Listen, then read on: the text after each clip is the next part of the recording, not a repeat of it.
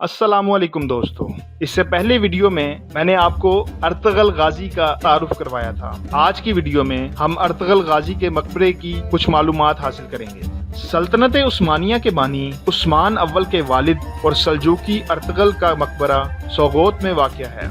Ertugrul का मकबरा सूबा बेल्जिक सोगोत में वाक़या है। मकबरे की तामीर 13वीं सदी के आखिर में हुई, लेकिन इसकी दुरुस्त तारीख का तयन करना मुश्किल है। इसको पहले उस्मान अव्वल ने मुजर्रिद कब्र के तौर पर तामीर किया। बाद में मुहम्मद अव्वल ने इस पर एक मकबरा तामीर कराया था।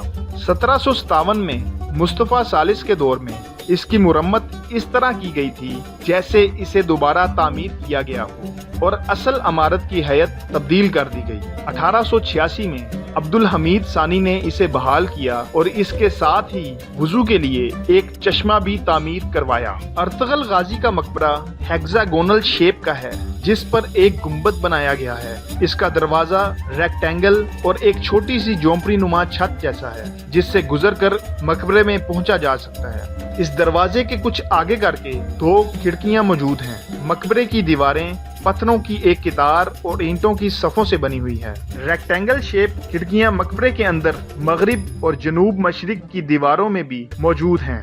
इस जगह ये बताता चलूं कि अर्तगल गाजी के मकबरे में मौजूद तख्ती और दरवाज़ों पर मौजूद गोलियों के निशानात से मालूम होता है कि 1921 में ग्रीक सोल्जर्स के सोगोत पर कब्जे के दौरान इस मकबरे को गोलियों से निशाना बनाया गया, जिसके निशानात आज भी मौजूद हैं।